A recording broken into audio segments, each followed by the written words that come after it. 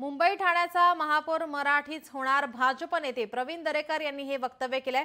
महायुती एकत्र लढण्याच्या भूमिकेवर ठाम आहे। तिन्ही पक्षांचा एकत्र लढण्याचा निर्णय आहे असंही दरेकर यांनी यावेळी म्हटलंय। मुंबई ठाण्याचा महापौर मराठीच होणार अशा प्रकारचं वक्तव्य, याच्यामध्ये काय असं मोठं जादुई वक्तव्य आहे?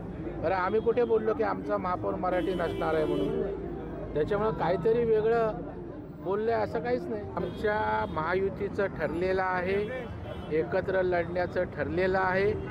या उपर माननीय मुख्यमंत्र्यांनी भूमिका स्पष्ट केली।